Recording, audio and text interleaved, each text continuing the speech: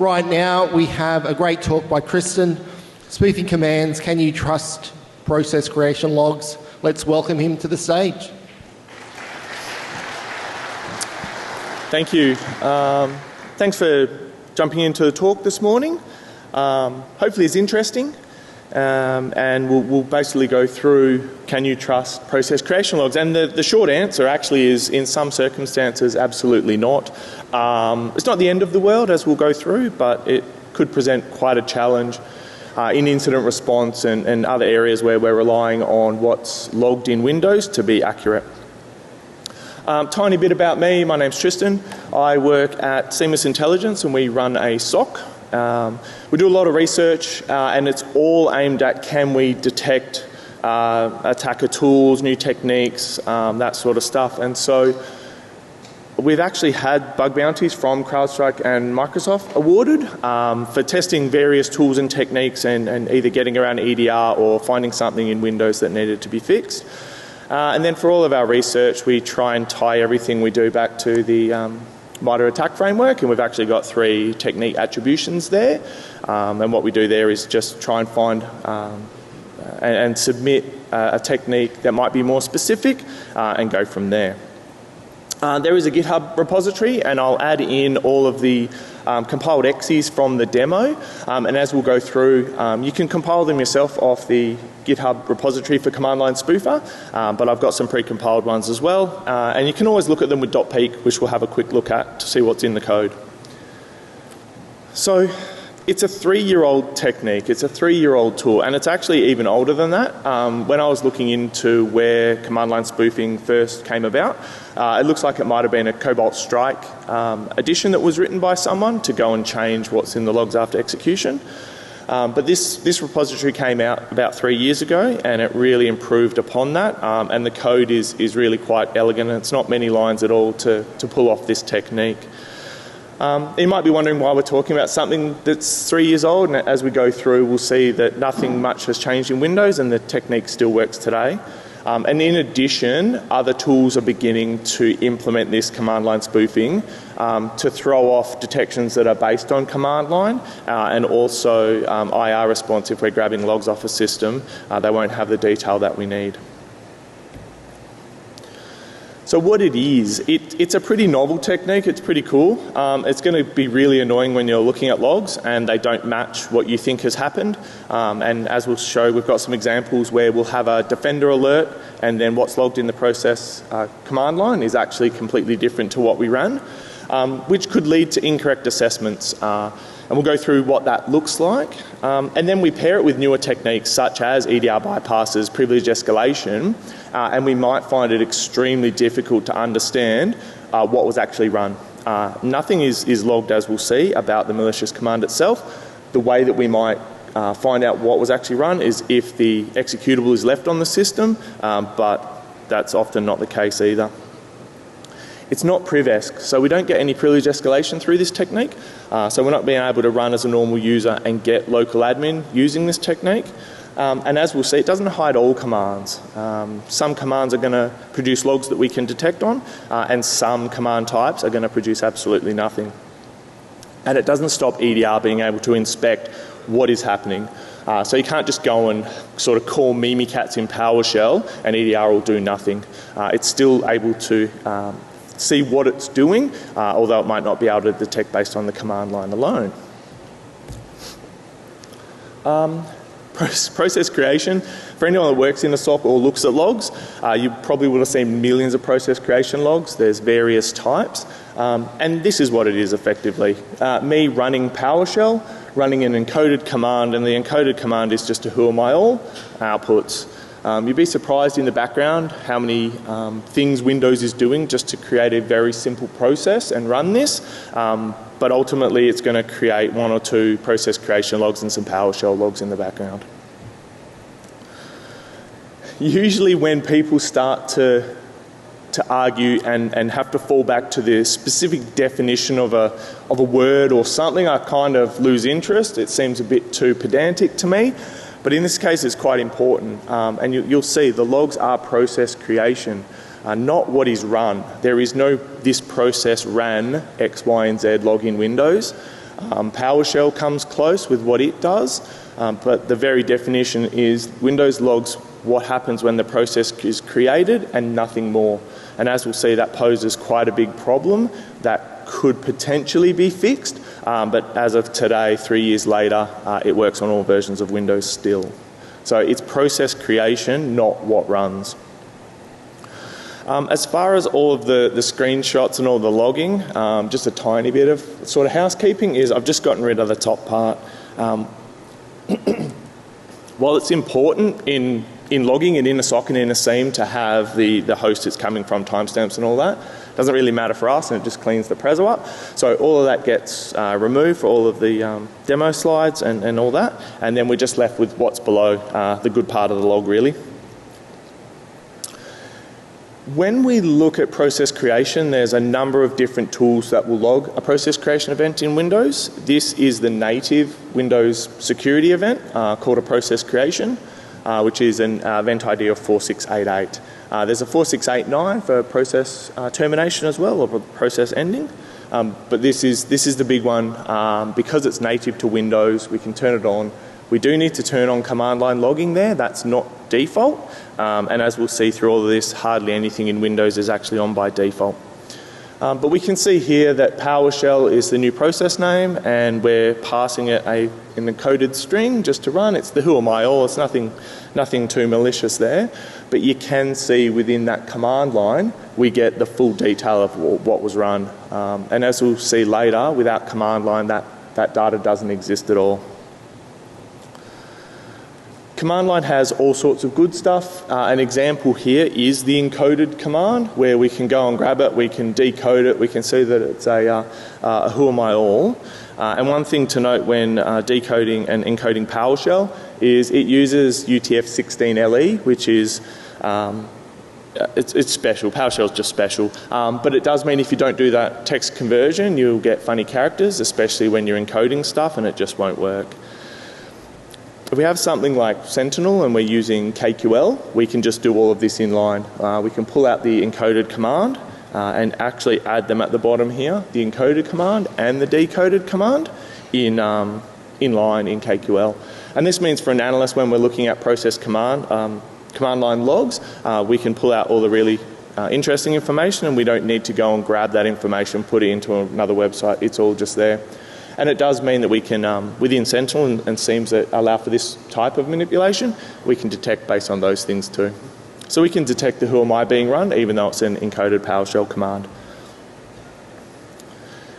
There's another piece of software called Sysmon, which can be installed on a Windows server, which will create process creation logs as well. They're called, they're event ID 1s. These are almost identical to the native Windows security logs, but it's got more information. You get a number of hashes down there.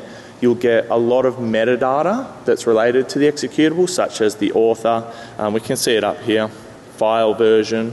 We get the original file name, which can be interesting as a comparison sometimes when we drop stuff out of sort of recompile or rename things, such as items within the sysinternals toolset, and someone just renames them. But yeah, in Sysmon itself, you'll get the original file name. So they're pretty cool. This is the only overlap. We'll go into logging a little bit later, but this is the only overlap between Sysmon and native Windows logging, is the process creation events. Everything else in Sysmon is unique to Sysmon, or device logs if we have Defender XDR on an asset. You can see there's lots of information there for us to use. And lucky last, I couldn't get a really nice screenshot because there's no raw log for a Defender device log, but these are device process events. Once again, Microsoft, in its infinite wisdom, names the field something different. So we can't just look at command line as a field. This is process command line. Has the same information. The really cool thing with this log is if I RDP onto a server and then execute a command, my original IP will actually be in this log. So it ties together those network hops to show that Tristan logged in from this workstation onto this server, and that's where they executed the command, which is really cool. But it all means nothing because all of these logs logging mechanisms are vulnerable to what we're about to go through, the command line spoofing. as explained before, they're good for lots of things. They're great for IR to see what was run on a system. They're good for detections, and we use them a lot. We've got hundreds of rules that look for process creation logs and look what's on the command line. And a really quick example would be something like Rubius. We can go and run curb roasting by Rubius with that command there, and we really want to know what the command line parameters are that are passed. Because it's really easy to go and do something like this where we change the exe name to Nobius. So if we're looking for the process name, which we'll put in a detection for insurance. I mean, you'd be stupid not to look for Rubius on the command line, but you'd hope it would never fire.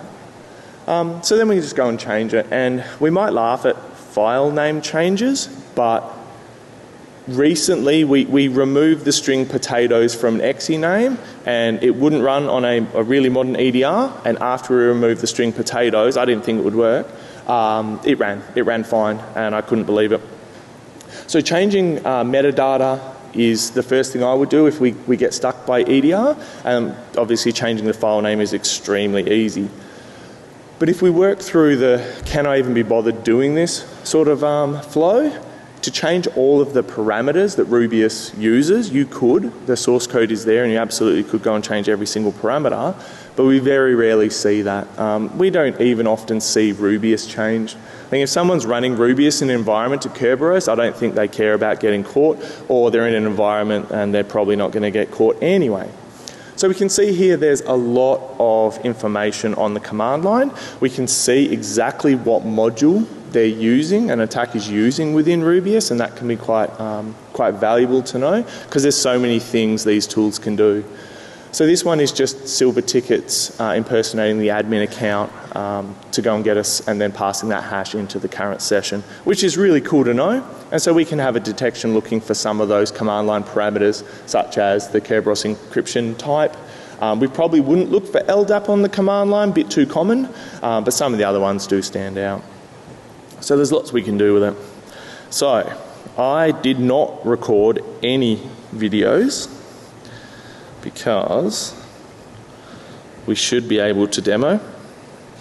Yep, perfect. Okay, so what we'll do here on, these are just two 2016 servers, and what we'll do very quickly is run Rubius, which I'll just reconnect to this one. Hope it reconnects. Awesome.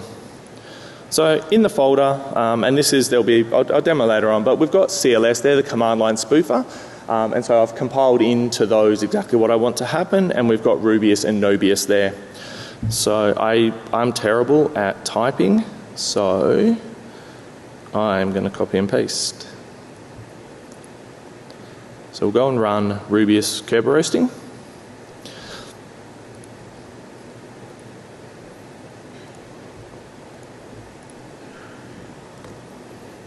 Quite simple. It goes and curb roasts. I've only got one account in this environment with a service principal name, but it'll go and grab tickets for anything with a service principal name. Now, we had Rubius on the command line, and so we'll have a look now at what detections we can do very quickly and the sort of timeframes we're looking at them coming through. I tested this morning, it should work. Yep, there we go, awesome. So we can detect Rubius.exe. Is it a good detection? Not really. Would you put it in a SIM? Absolutely, because you'd be stupid to miss it. And then we get another one, and we'll ignore that one for now. That doesn't rely on the command line at all, and that becomes important later on when we try and hide the command. But this one here, suspicious commands Rubius, same for Mimikatz. There's lots of tools out there that are probably indicating someone's doing something they shouldn't be doing. But now what we'll do is I'll close all of those to clear this all up, and we'll go and do our Nobius command.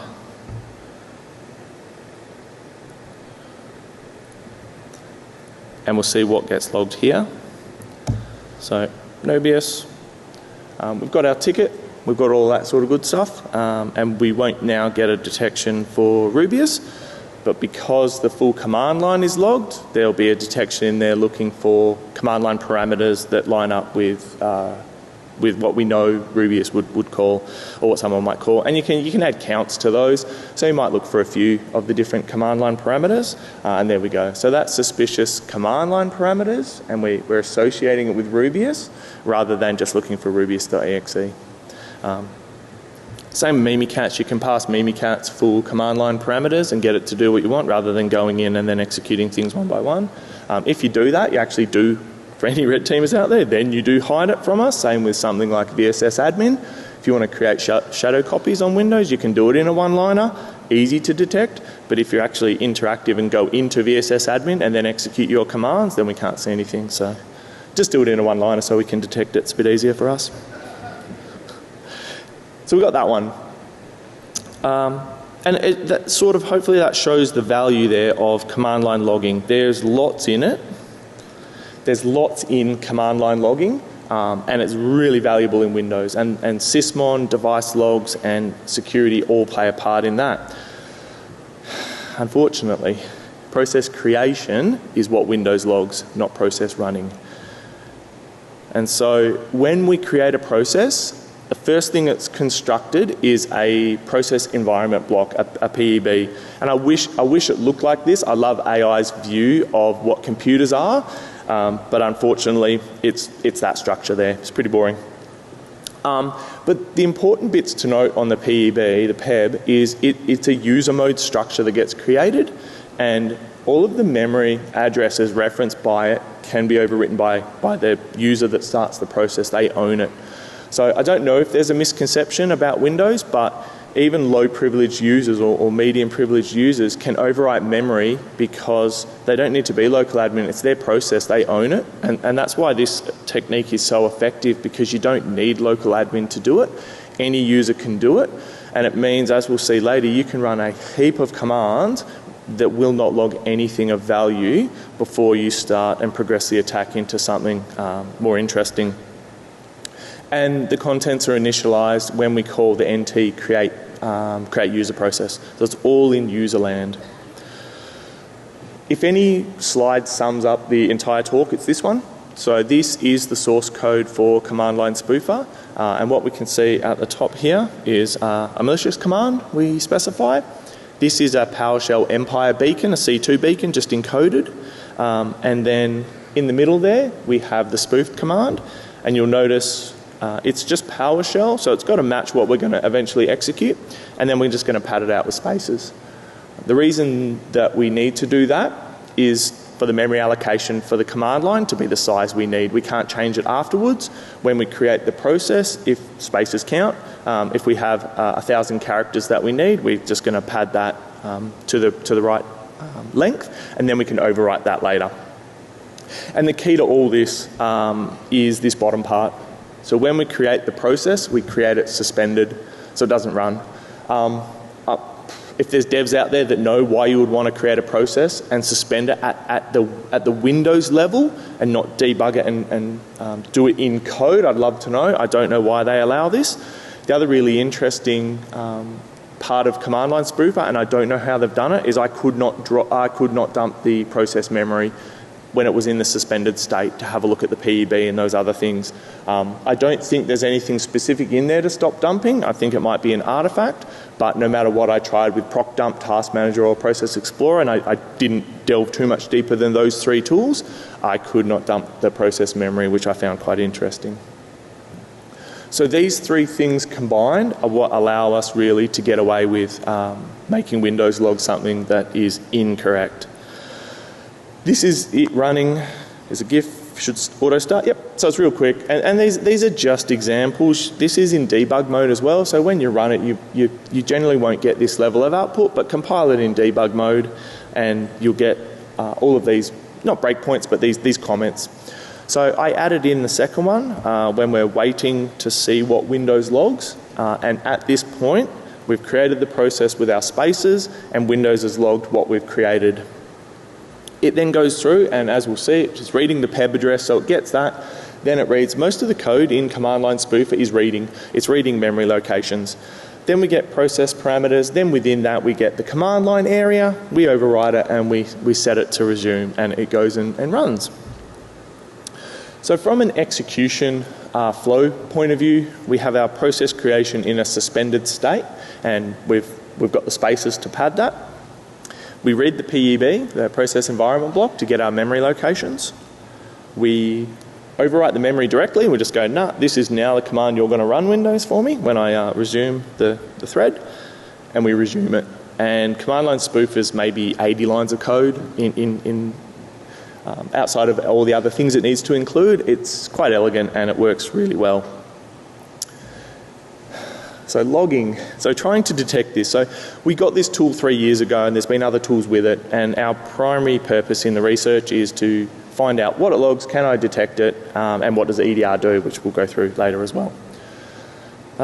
Unfortunately, as discussed, it gets logged there.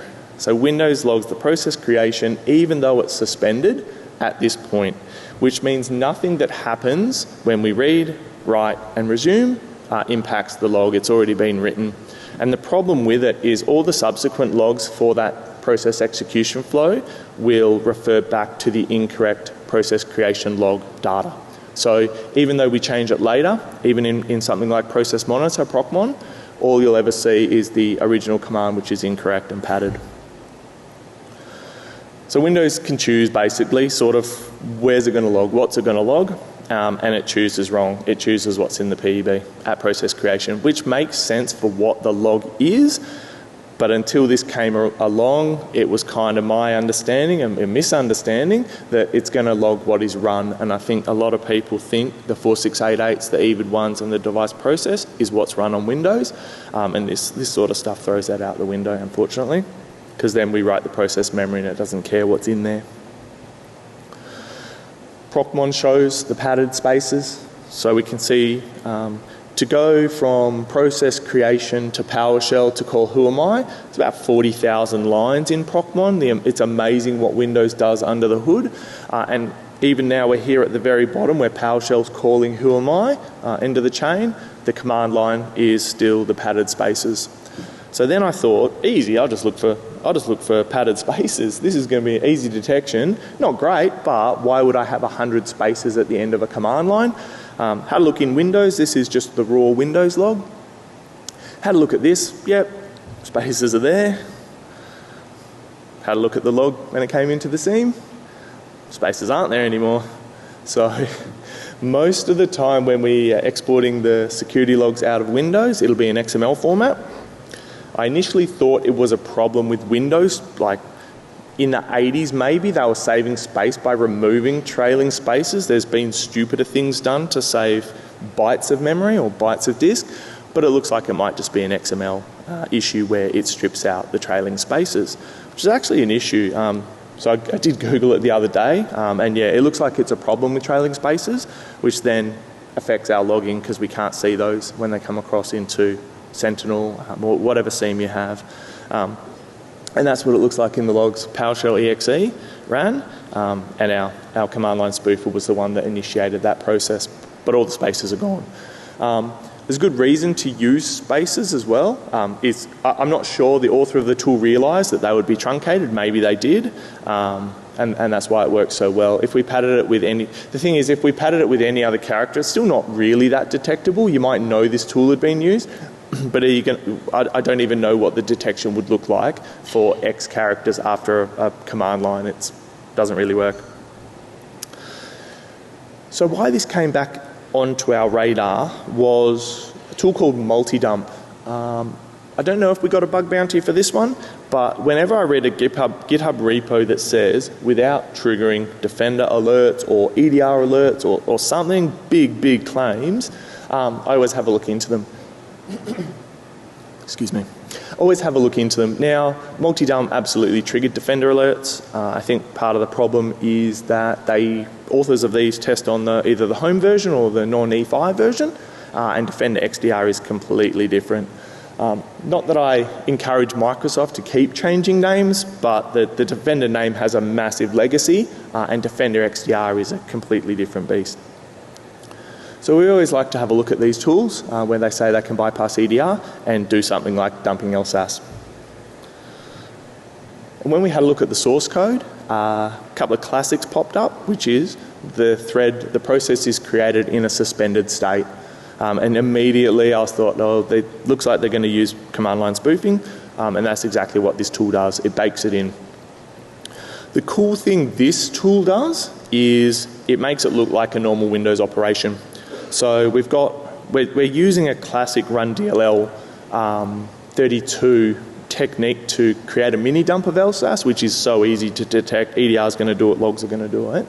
But the spoof command is the one at the bottom here, which is just made up. Open optimization panel, clean up temp files, blah, blah, blah.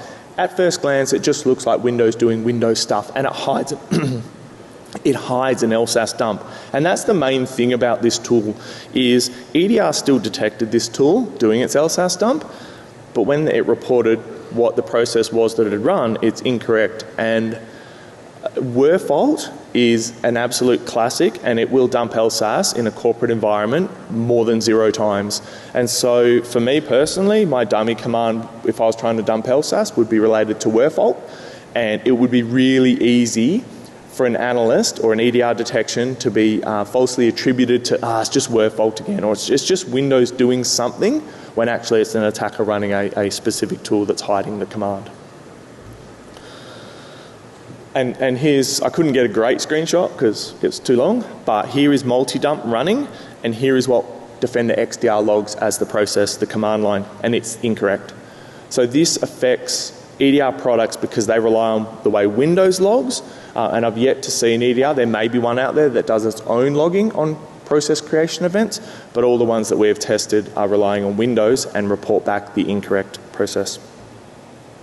We can see here the dummy commands at the top, which is our defrag all drives, optimize, blah, blah, blah, and at the bottom is the actual very, very common way to dump LSAS using run DLL 32.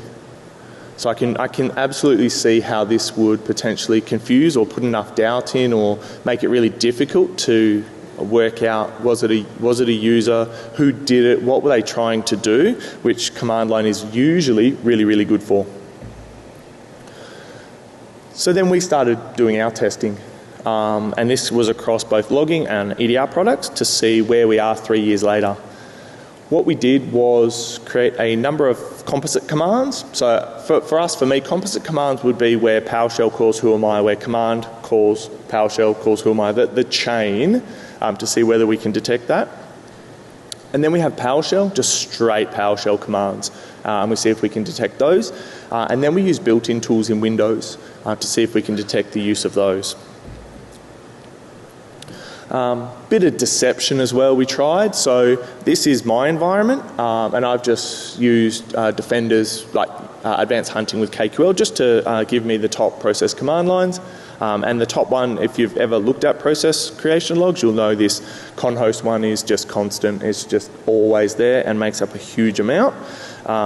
But what we really want is we can't change the XE name in the spoof command. It does have to match. So we just want some very common parameters that are going to blend in. And so we can get them there. Now for an attacker who doesn't have access to these sorts of logs to go and pick out the parameters, we can just Google common services in Windows and have a look. Or we just make it up. I mean, there's so much in Windows you can hide just by pretending it's doing anything, an Edge update, Teams update, doesn't really matter. So in the end as well, I didn't even use any of those, I just made one up as well, so it wasn't that useful. For a composite command, it's the who am I that we had a look at earlier. It's going to be PowerShell, running an encoded command, which is a who am I. The spoof string is going to be just PowerShell MS Teams update, just something that looks Microsoft-y, and then we'll pad that out with our spaces again. So what we get in the logs is the fact that who am I was run, and that's what we're looking for. So in this case, we are actually able to detect even with command line spoofer running this command, we can detect what was run. We're missing the very middle step where PowerShell calls who am I, so it's still a little bit annoying, but ultimately we are able to detect the end result, which is just, in this case, it's just a who am I. Now if we look at where our logging works here, with process creation alone, we can't detect this. It would be who am I without the parameters. Now most of the time we're going to want parameters in detections, not just the process name. But when we turn on command line logging, and those are a combination, that make the log much better, then we can detect it.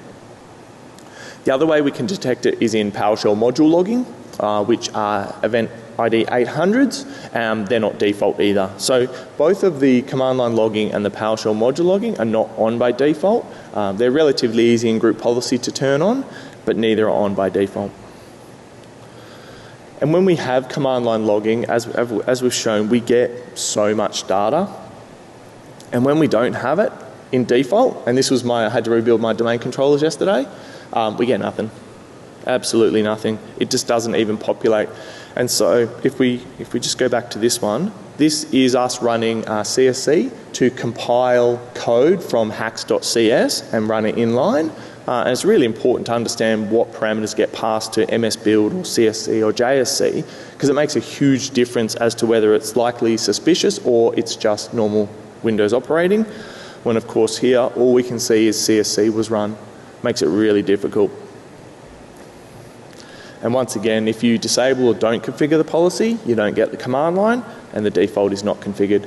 So it's definitely worth a check to see whether command line logging is on in the environment, because without it, the 4688s, the process creation logs in Windows, are almost worthless. It doesn't add a heap of extra processing. We get asked that all the time. If you're already logging the 4688s, to add the command line stuff is negligible. You wouldn't even notice. We move on to the PowerShell commands now. So just running native PowerShell, not getting PowerShell to call anything else. And this is using commandlets. So this is add mp-pref. So we're attempting to exclude all EXEs from Windows Defender. It won't work when I run it, but if you had local admin and under certain circumstances, you'd be able to add these exclusions, and then Defender would honour them. And I was lazy, so I used the same spoof command, but realistically if you were doing this, you'd just change these up a bit, or keep them all the same. So when you're searching, you've got no idea, you might have 5, 10 of these, all the same commands, and they're all doing something different.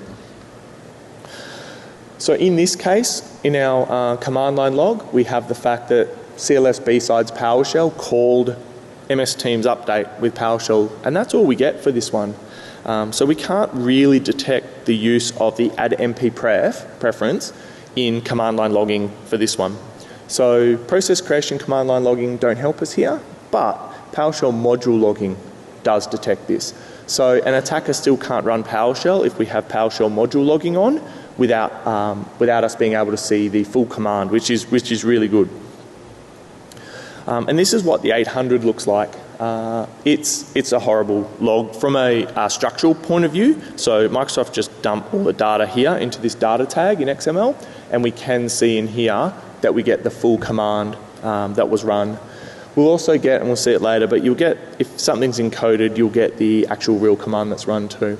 So these are fantastic. There are other PowerShell logging options around script block logging and things like that, but the 800s are really good. One of the problems with them is they will log the entire contents of a script if it's run, and so for some seams where you're paying for ingestion and have high volumes of PowerShell usage, they can be an absolute monstrous amount of logs going in, but they're really useful.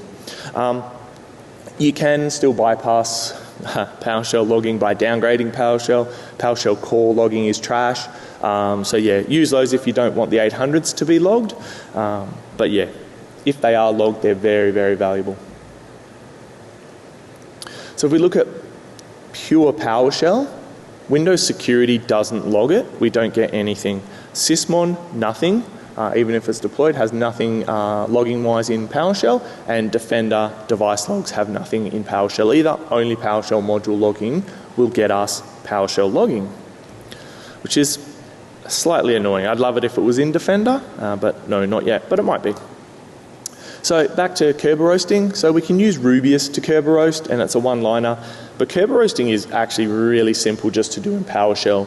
This is a PowerShell encoded command with me just encoding up a one-liner to Kerberoast a single account and get its hash. And what happens is the 800 will execute the encoded command, and the 800 will be generated saying that encoded command was run. But then PowerShell needs to decode that command to run it, and you get the decoded command as well. And this is where the size of PowerShell logs and their frequency starts to ramp up. So you can see already that's quite a big log, and it's a very small script. It's a one-liner. You can imagine for some really big PowerShell logs, these logs can get very, very big. But we get at the top there the fully decoded PowerShell that was run. So we can detect on that for certain things. Curb roasting, if done in this way, is quite difficult to detect on the command line. We go and grab logs from the domain controller instead for this. Onto built-in tools. Something like NetSH. We go through some others, VSS admin, registry key changes, all those sorts of things are built-in tools. So it means we can create the command like we have at the top to add a firewall rule to the Windows firewall, and then we can just add a spoof command as well with absolute, just made up stuff once again and pad it out. So the one requirement with this is if you're calling NetSH in the malicious command, you need to use NetSH as your spoof command, because the PEB will hold the image of the process and the process name and the exe it's going to run, and those have to match. So you do get a little idea of what an attacker has used, because they can't go a malicious command of NetSH but a spoof command of command or PowerShell or registry. So those do need to match up. And what we get here in the logs is the spoof command and the spoof command alone. That's it. Because this never touches PowerShell, that doesn't come into it. Because it doesn't need to go and call something else, the process execution is one set, and so the PEB, the PEB, is wrong for the entire execution chain, and it will go and add that firewall rule in. So this we can't detect in logging. There are things for something like registry changes where you could use sysmon and you'll see the registry change itself. They are often an alternative to just detecting in command line, but they often take way more effort to get that logging in place and monitoring the entire, it's not that you monitor the entire registry in Windows in sysmon, you need to pick the bits that you want to monitor, and it's almost a guarantee that you'll set all of your monitoring, a new tool will come out and it will hit somewhere else in the registry. So we have now a command which is using run-DLL to execute PowerShell inline, and this is where I thought this will be cool. I reckon this will get past all the detections, and what we'll do is I'll demo this one because it's a really interesting one to go through. So if you're on the red team or testing, these are great tools to abuse. I can't detect these. So NetSH. Fiddle with the firewall, allow access in, allow access out, that sort of good stuff. If it's even on, a lot of orgs just turn the Windows firewall off, so don't even need to do this. CertUtil, for certificate abuse, you can do a lot of the enumeration and the recon using CertUtil, and I can't see anything. I will just see that CertUtil was run and I have no idea what you did with it. And you can actually execute stuff from the web using CertUtil as well as encoding and decoding, which is a really common use for it. MSBuild. The possibilities here are kind of endless, because you can just use MSBuild to compile and execute code inline from a project file. We've seen a lot of tools do this, and I can't see anything. I just know that MSBuild was run, and MSBuild does run fairly often in a Windows environment, and so picking out the one that was malicious could be really difficult. VSS admin, this is to create volume shadow copies, so just create a whole volume shadow copy of C, exfil that, and then look at that to your heart's content, and I can't see any of this. Where we might get it is, actually no, not for VSS admin. It's really difficult to detect these if we hide them. And lucky last is registry modifications. Using reg, this is a classic, changing wdigest, just waiting for a reboot, and then plaintext passwords are going to be stored back in LSASS again. Kind of bypassing all the modern controls in LSASS to keep plaintext passwords out. The wdigest registry key is a classic. And as I said, what we do is we'd have sysmon monitoring the key itself, but without sysmon to set registry monitoring up natively in Windows is extremely painful. So these are all great tools to abuse, and I can't detect them. From a logging point of view, I just threw this one in if anyone ever has a look at the slides later. This is where you do create, or the settings for turning on process creation, which will be on by default, but command line logging won't be, and PowerShell module logging won't be on by default either. Problem with PowerShell logging is neither Sysmon nor Defender XDR currently have any PowerShell. So if we go and deploy Sysmon everywhere, we need to deploy Sysmon and then keep it up to date if we want the new EVIDs. We also need a config file. They're not simple. There are a few good examples out there. ASD do have one. There are a few that are maintained well, but you need to specify what Sysmon is going to log. It's not the simplest of tasks to roll out. And then device process event. If you're running Defender XDR, you will get these into advanced hunting in Defender. But once again, if you're relying on those solely, they don't have any PowerShell logging at all. So you still need to bring in PowerShell logs if PowerShell logging is a concern. EDR. This is where I thought we're a chance to... All the research is useless because EDR will catch it every time and nope. The first EDR summary is just encoding PowerShell to run Who Am I. So we tested 6, I have a 7th now, and they're top tier EDRs.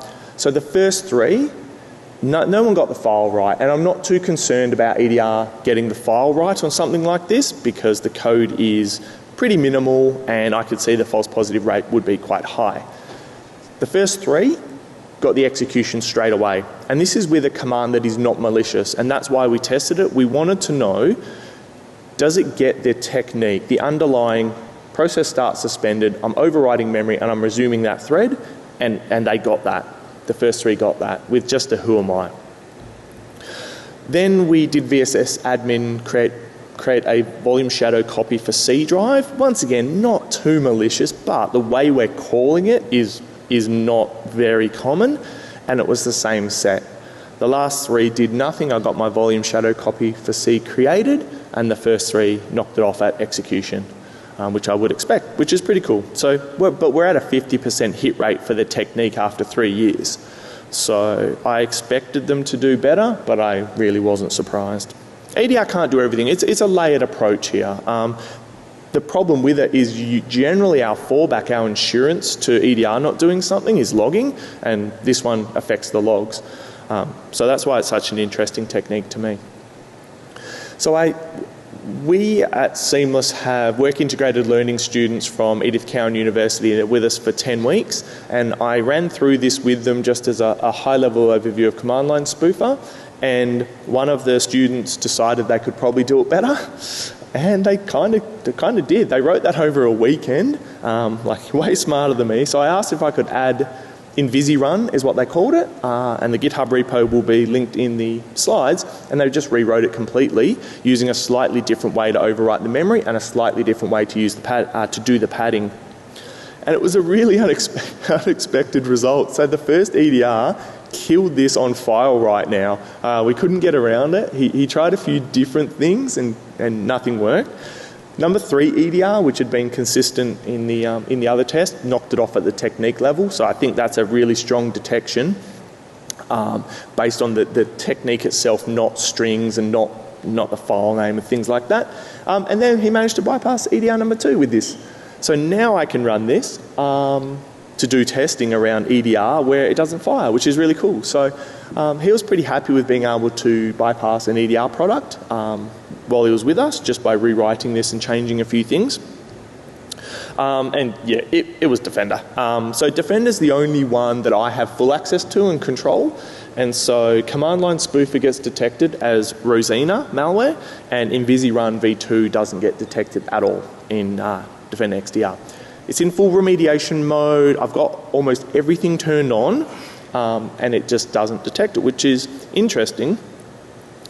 And then when I looked at Rosina, it's a Trojan family, and I think the detection even for command line spoofer is probably pretty weak. And I think the usuals of stripping metadata, changing some function names may actually get command line spoofer to work around Defender as well. We haven't looked into that yet. But yeah, I think it's, anytime I see a very generic detection on my side, I'm usually able to get around it pretty easily. And I don't put a lot of work into it because we have other boxes without EDR. I'm not an EDR evasion specialist. I try a few basic things and move on really quickly. Okay, do we have, yep, we got time. Demo. So, back to our demo system here. What I wanted to show very quickly is what we can do here with our CLS Kerberoast and the NetSH stuff. So I'll go and get our NetSH stuff, which will be in notes. Okay, so firstly what we're going to do is just have a look at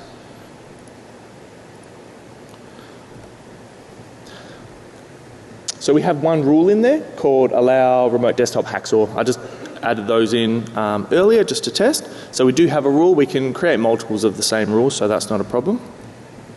And what I'll do is the usual way where we would just go and get a command, netsh copy.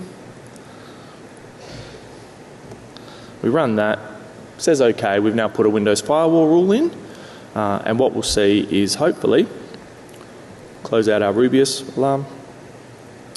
Hopefully we'll now see NetSH usage come through and it will give us the full command line. So we can do NetSH, we can understand the direction of the rule, we can understand the ports and all that, and we can add that into the detection.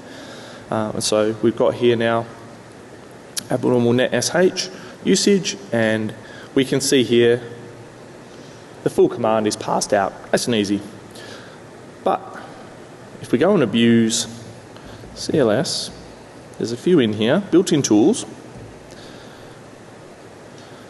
It'll go and do what it does, and we won't go and sit in the alarm panel because an alarm will never fire. We've successfully executed that one, and because it's a built-in tool, the command line is the Teams update one. And I'll stay just for a sec. If it pops an alarm, I'll be really surprised. But that just is under the radar.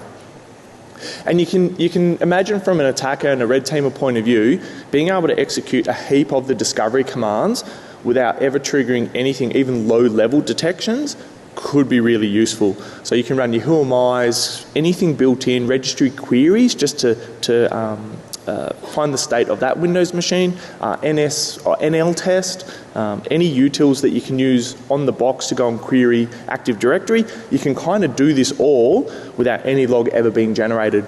And one of the things we do rely on is lots of discovery commands are very abnormal for normal users, and all of that can be hidden away, and it's one of the blind spots of EDR, and I understand why from a false positive point of view. But no EDR in the world's ever told me someone ran a who am I, and I wouldn't expect it to either. It's just you need too much context, and it would be too false positive prone for an EDR piece of software to do that. But that will never trigger an alarm now.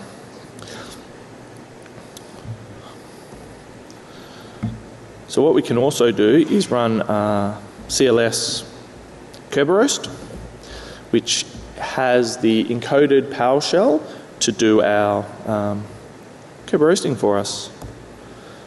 So you can see there, that's the encoded command, and if it ran, yep, there's Kerb, yep, it's 1148, there's the ticket. So Kerberoasting, we just pulled the PowerShell out of Empire to do Kerberoasting, tweaked it a little bit, and we're able to Kerberoast in PowerShell. The interesting thing is Windows Defender for Identity doesn't pick this up when you do a single account. I think it's more looking for where you do every account or you do high-prived accounts like DAs, but doing single accounts I've never been detected in Identity, the Defender for Identity. And then of course we don't get a command line detection, but what we might get, fortunately, this one is actually related, and so what happens when we run that Kerberoasting is PowerShell needs to import a particular .NET library or assembly name, and you can see it there. It's called the system.identity model. So we have a detection, sorry that highlighted it all. But the system.identity model is quite unique for a normal user to have in a PowerShell script. There may be other ways to Kerberoast without needing to import that. And that's how we can get that. We also have the other detection that we saw earlier, which is looking for honeypot accounts, domain admins, high-prived accounts being Kerberoasted, because it's quite easy to see. But it won't fire again because the ticket is actually cached on that machine, and we could purge it using klist and go on from there. But as you can see, it's really limited what we can detect on, and the add type usage in PowerShell, it's a good indicator, but it's not it's not as high confidence as some of the other indicators we have if we had full command line logging.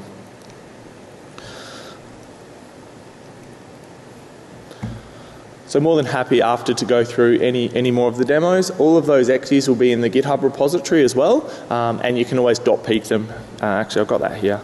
So you can always .peek them because they're .NET. And this is the .peek view of an .NET exe, and you can see my command in there is the PowerShell encoded command. So if you're ever on a GitHub repository that only has a releases page, or you can't be bothered compiling the source code and it's .NET, you can just reverse it in .peek and have a look-see anyway. So logging fixes. Ultimately, it's a logging problem. EDR is sitting at that 50%. I've got one more to test and I'm not confident. So really, it needs to be fixed at the logging stage. So I added Mark Rosonovich, who authored the sys internals and is quite high up in Microsoft. And I said, any chance you could log the flags? Because if we can see the process creation is logged in a suspended state, then there's a chance that it's a nice thread to pull on to understand someone's using this technique. He actually responded, I was really surprised, and he said that process tampering will detect the manipulations and you can go and detect it that way. And I didn't know how to respond without sounding like a dick, but it doesn't work. But it doesn't, because I can get that event to trigger and it does not trigger on command line spoofing. And then he ghosted me. He didn't want to talk anymore. So Sysmon still doesn't log the flags, which I think it could, but I don't know the inner workings of Sysmon. So we submitted to MSRC. This is where you submit for bug bounties and things like that. Because multi-dump used it and it was able to dump LSAS successfully even on some systems with EDR. It's fixed now. And so we said, look, we're running this tool and it is outputting an incorrect log in Windows. And I got the absolute classic. I got 2 out of the 3. I didn't get it doesn't cross a security boundary, but I got it doesn't meet the current bar for immediate servicing, and this was in February this year. So they have admitted the POC appears. They always use wishy-washy terms. It appears valid. No, it is valid, but it appears valid, but it doesn't meet the bar for servicing. So still in Windows, go and spin up a server 22 might be out now, or 20, and it will work on this, and logging's off by default. So we've got a nice little mixture of elements that mean there'll be a non-zero amount of organisations who don't have the logging, and then this would be used and you can't see anything at all across any of even the composite ones won't log properly. So where we're at today with this is EDR coverage is mixed. The top 3 got all the techniques, that's fine, and they got the new version in VisiRun except for Defender in the middle, which we bypassed. So EDR coverage isn't complete, and it really isn't. And I think even the EDR vendors will admit that. They're not there to do everything, but there's a bit of a gap there because the logs, the insurance doesn't work either. The detections aren't there. So for the most part, we're relying on the composites, the PowerShell logs, the other artifacts that come after the process creation, because that process creation log is wrong 100% of the time using this technique. I think this will help maybe attacker mistakes. I think based on our testing, it would be common for an attacker maybe, I'm hoping, to just think they can hide any command in command line spoofer, and no matter what they put in there it will be hidden, and as we've seen it's not the case. There are certain combinations that are completely hidden, but most of the combinations we would have a detection opportunity. So I'm hoping attackers stuff up and do silly things in command line spoofing and we can get them there, but none of these are ideal. The ideal would be either a fix. So either making sure that what is run out of that memory location matches the PEB at any point would stop this. I don't know the inner workings of the OS of Windows, but it does seem to me purely just from a programmatic point of view, this could probably be fixed. But like anything with Microsoft, it would probably break something that was coded in the 80s, and I haven't heard back from MSRC on this. So really, at the end of the day today, it's still a relevant technique. It can still hide what an attacker's doing. It's very effective. And if I was on a testing engagement, I'd be using it. So that's end of my preso. I just want to thank Canberra BSides for having me present here, and all of you for attending the talk today. If there's any questions.